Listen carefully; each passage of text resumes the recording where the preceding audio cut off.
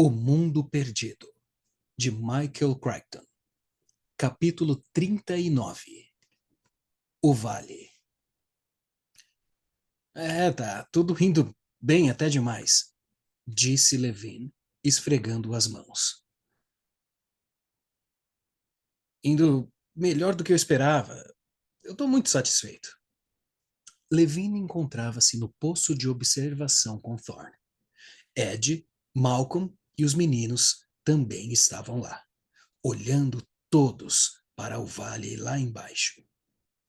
Todos estavam transpirando dentro da pequena casa no alto do andaime, no ar quente e parado do meio-dia.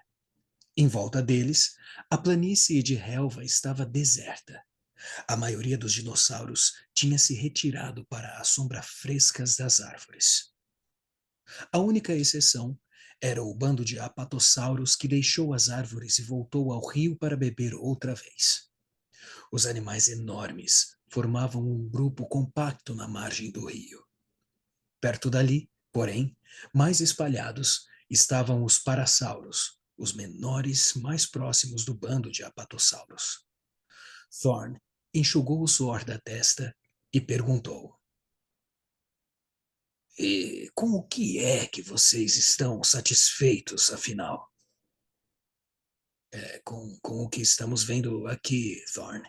Malcolm consultou o relógio e escreveu alguma coisa no seu bloco de anotações.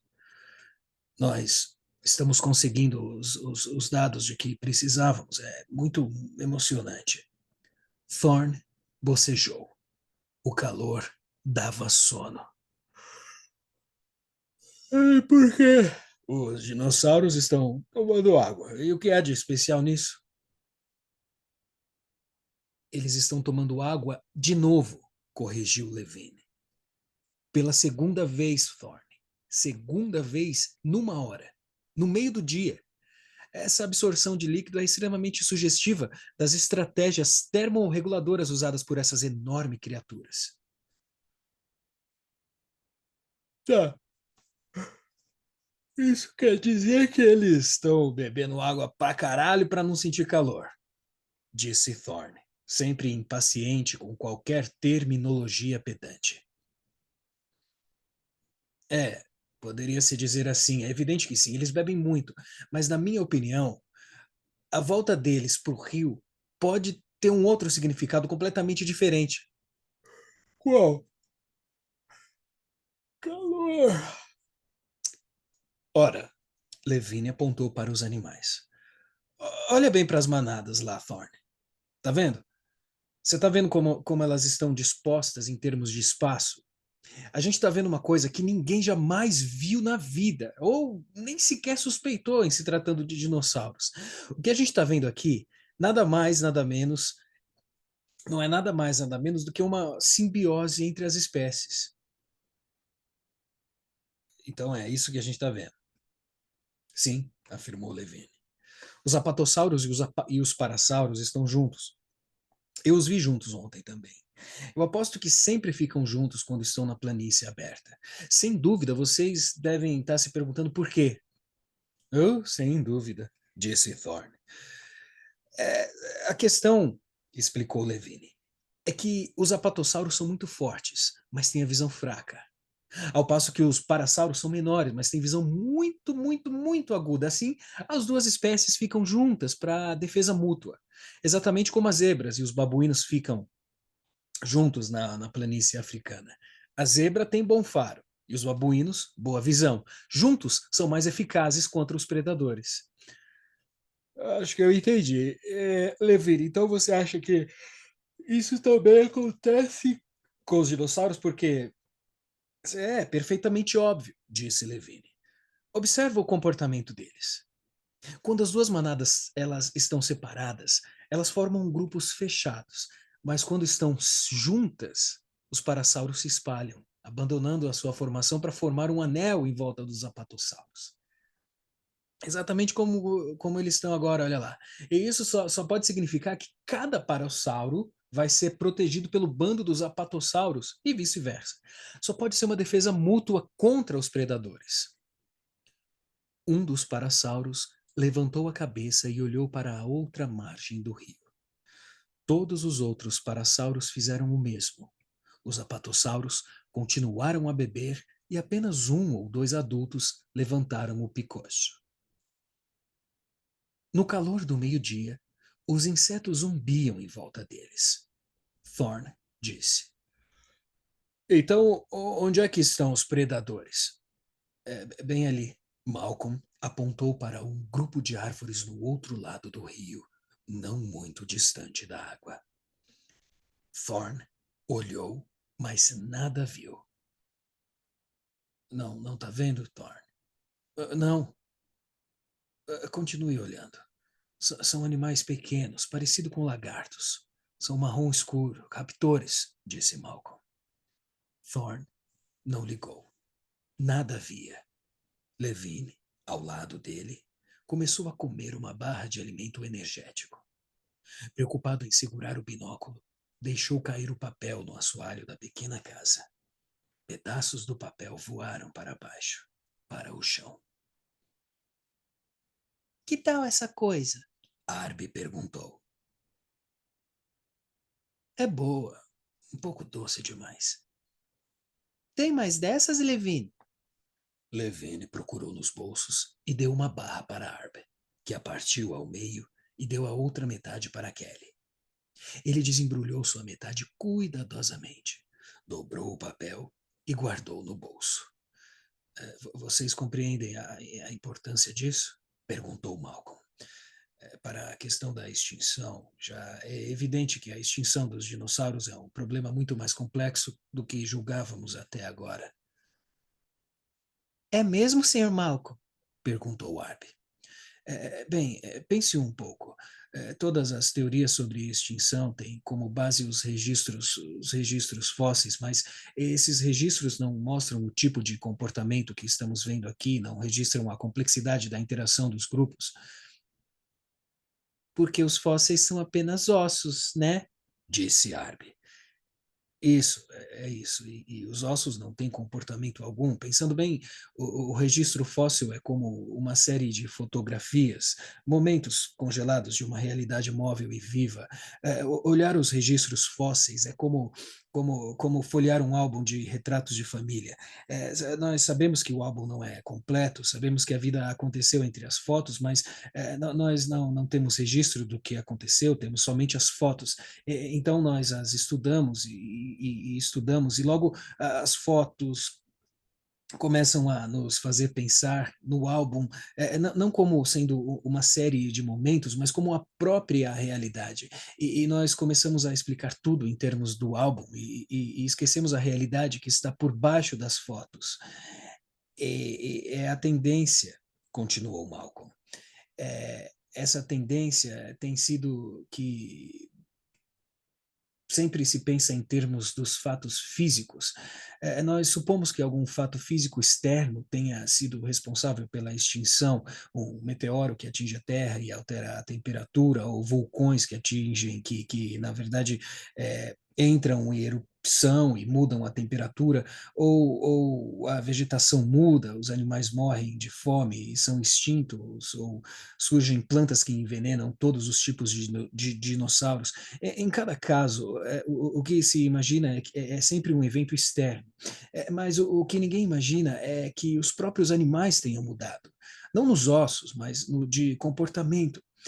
Contudo, olhando para animais como aqueles e vendo o modo complexo como como seu comportamento se entrelaça, nós compreendemos que uma mudança no comportamento do grupo pode facilmente levar à extinção.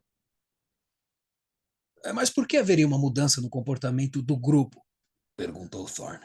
Se não houvesse nenhuma catástrofe externa, o comportamento teria mudado também, Malcolm? Na realidade, Thorne, disse Malcolm, o comportamento está sempre mudando. O nosso planeta é dinâmico. O clima está mudando, a Terra está mudando, os continentes se movem lentamente, oceanos aumentam e diminuem, montanhas surgem do solo e são desfeitas pela erosão.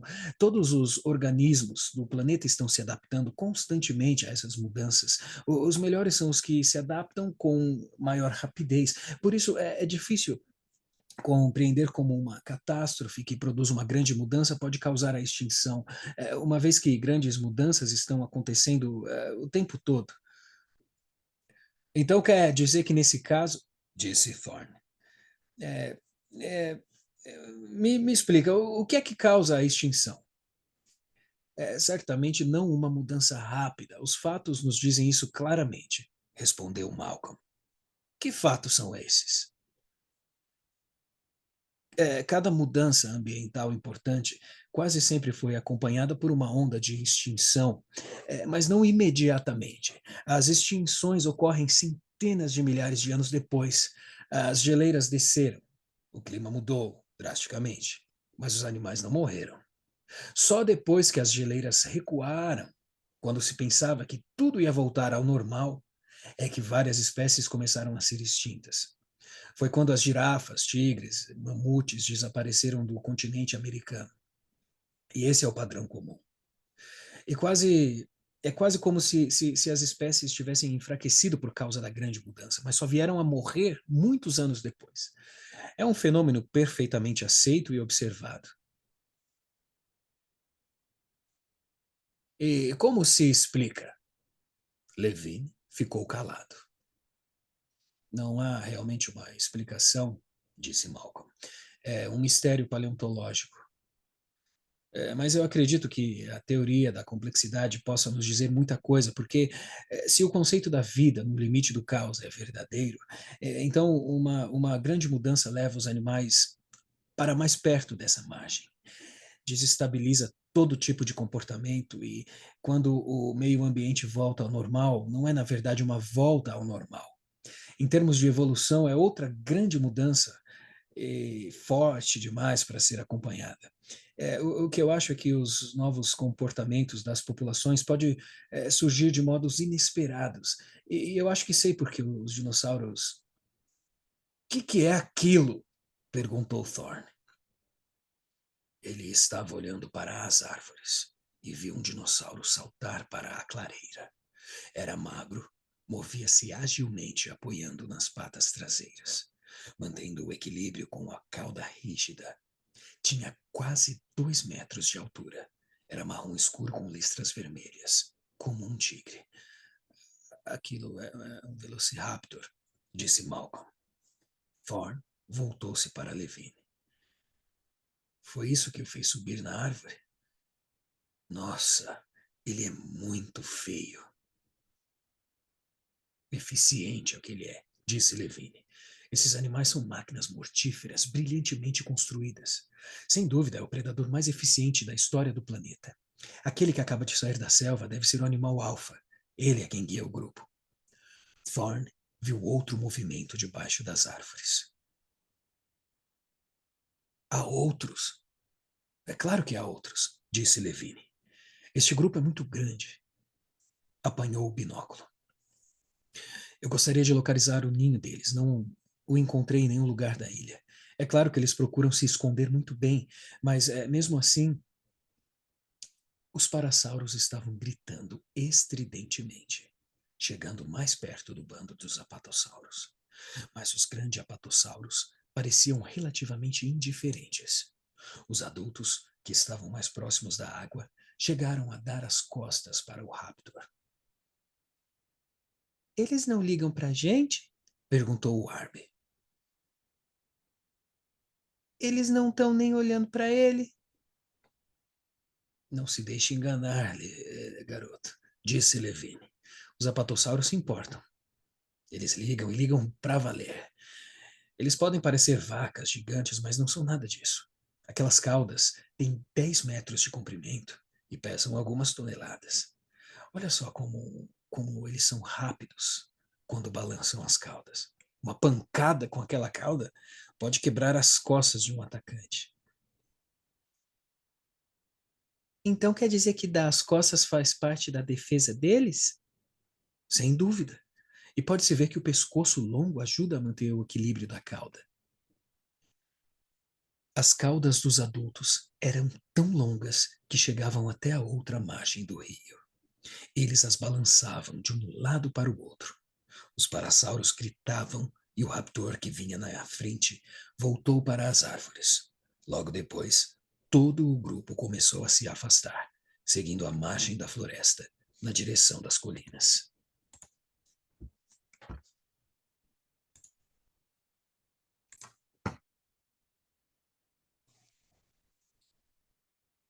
Parece que você estava certo, disse Thorn. Parece que o rabo deles espantaram mesmo o tal dos Velocil... sei lá o quê. Você conseguiu contar? Perguntou Levi. Não sei, 10, uma dúzia, eu acho. Eu devo ter contado errado. 14. Malcolm anotou no seu caderno.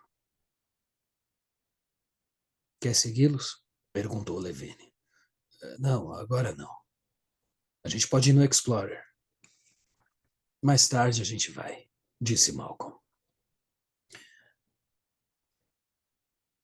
É que eu acho que a gente precisa saber onde fica o ninho deles, insistiu Levine. É essencial, Ian. Se a gente vai determinar o relacionamento predador-presa, isso é essencial saber onde fica o ninho. Nada é mais importante do que isso. E essa é a oportunidade perfeita para seguir. Eu já disse, mais tarde talvez a gente vai, disse Malcolm, consultando o relógio outra vez. O que é isso? É a 100ª vez que você olha as horas hoje, Malcolm, disse Thorn. Malcolm deu de ombros. Tá quase na hora do almoço. A propósito, e a Sarah? Ela não devia estar chegando? Sim, eu imagino que ela tá para chegar. A qualquer momento ela chega, disse Thorn. Malcolm enxugou o suor da testa. Nossa, como tá calor aqui em cima. É, tá quente demais. Ouviam o zumbido dos insetos no sol, enquanto observavam a retirada dos raptores. Sabe no que é que eu estou pensando? Disse Malcolm. Eu acho que a gente devia voltar. Voltar? Exclamou Levine. Mas e as nossas observações e as outras câmeras que a gente quer instalar? Eu não sei, talvez fosse bom descansar um pouco. Levine olhou incrédulo para eles, mas não disse nada. Thorn e os meninos olharam também para Malcolm, em silêncio. Bem, eu acho, disse Malcolm, que como a Sarah está vindo de tão longe, da África, a gente devia estar lá para recebê-la. Acho que seria uma simples cortesia, sabe? Eu não sabia que, disse Thorn. Não, Malcolm disse rapidamente. Não é nada disso. É só que talvez ela nem venha. De repente, pareceu incerto. Ela disse que viria. Ela disse que ia pensar, Malcolm. Malcolm franziu a testa. Então ela vem. Se a Sarah disse que ia pensar, ela vem. Eu conheço bem ela. Então, querem voltar agora? É claro que não, disse Levine, ainda olhando com o binóculo. Eu nem pensaria em sair daqui agora. Thorn, quer voltar? Malcolm perguntou. Claro. Thorn estava enxugando o suor da testa. Puta que pariu, que calor do inferno. Se eu conheço bem a Sarah, disse Malcolm, descendo pelo andaime, ela vai chegar nessa ilha maravilhosa, como sempre. Fim do capítulo 39, O Vale.